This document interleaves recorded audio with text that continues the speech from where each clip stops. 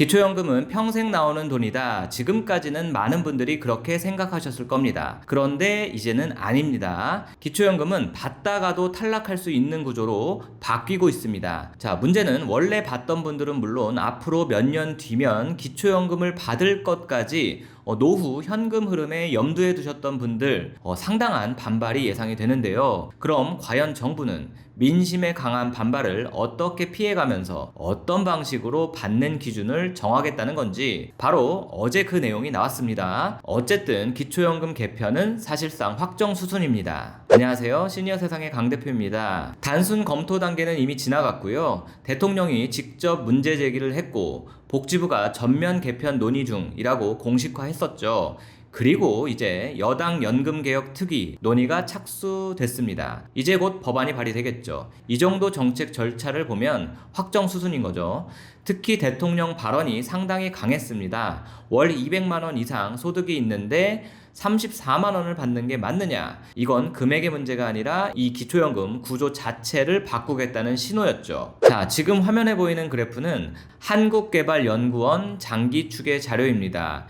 2050년 현행 유지 시에 46조가 필요하고 중위소득 100% 상한 적용 시에는 41조, 2070년을 보면 현행 43조인데 개편 시에는 35조. 여기서 중요한 게 노인이 줄어서 돈이 줄어드는 게 아니라는 게 포인트입니다. 기초연금 지급 방식을 바꾸기 때문인데요. 2014년도에 수급자가 435만 명, 2026년이면 778만 8천 명, 12년 만에 거의 2배죠. 정부 입장에서는 손을 안 댈 수가 없는 구조라는 거죠. 자, 이번 개편의 핵심은 바로 이건데요. 기준 중위소득 100% 상한선. 지금은 65세 이상 노인 중에서 하위 70%에게 지급을 하죠. 그런데 문제는 이 70% 기준이 계속 올라왔다는 겁니다. 올해 기준 중위소득은 256만 원이거든요. 기초연금 선정 기준액은 247만 원. 이미 중위소득의 96.3% 수준까지 온 겁니다.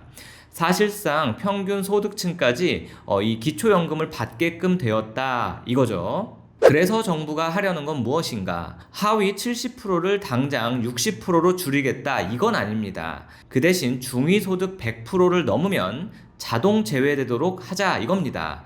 겉으로는 큰 변화처럼 보이지 않죠. 하지만 구조적으로는 완전히 큰 변화입니다. 어떻게 해서 이게 자동 축소가 될 수 있느냐? 지금은 소득이 오르면 선정 기준도 같이 올라갑니다. 그런데 상한율 중위소득 100%로 고정해버리면 물가가 오르고 소득이 조금씩 오르고 연금이 오르면 어느 순간 상한선을 넘게 되겠죠. 정부가 이 기초연금 이제 자르겠습니다 라고 크게 발표하지 않아도 시간이 지나면 자연스럽게 수급자가 줄어드는 구조가 되는 겁니다.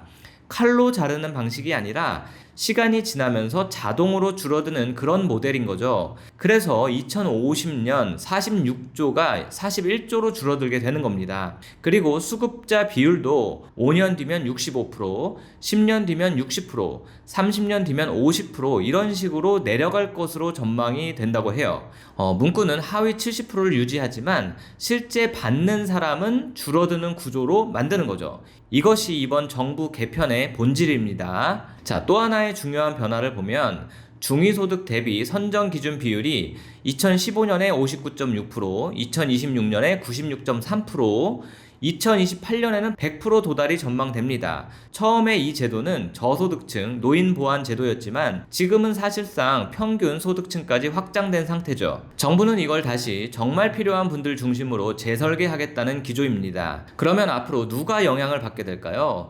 이게 현실적인 부분인데 첫 번째는 근로소득 공제로 유지되던 분들, 현재는 근로소득 116만 원 공제 후에 남은 금액의 70%만 반영이 되죠.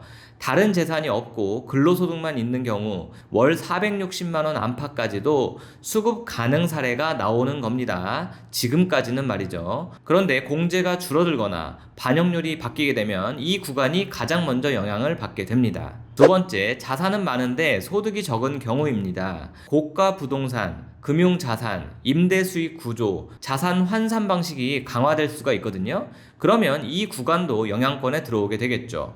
세 번째, 부부가구입니다. 부부 감액 제도는 이미 존재하죠. 앞으로는 부부 합산 구조에서 중위소득 100% 초과 시 자동 제외될 가능성도 배제할 수가 없습니다. 네 번째는 국민연금 수령액이 높은 경우입니다. 현재도 연계 감액 제도가 있죠. 향후에는 국민연금을 충분히 받는 경우 기초연금은 보충급여로 제한할 수 있습니다. 이 논리가 앞으로 강화될 가능성이 크다고 보여집니다. 자, 물론 기초연금이 폐지되는 것은 아닙니다. 저소득층은 오히려 더 두텁게 지원받을 가능성이 높습니다. 하지만 하위 70%니까 안전하다, 이 공식은 이제 절대적이지 않다는 거죠. 자, 결론은 하위 70% 룰은 유지하되 내부 차등 지급을 강화하고 중위소득 100% 상한제를 도입합니다. 그래서 자동 축소되는 구조로 만듭니다.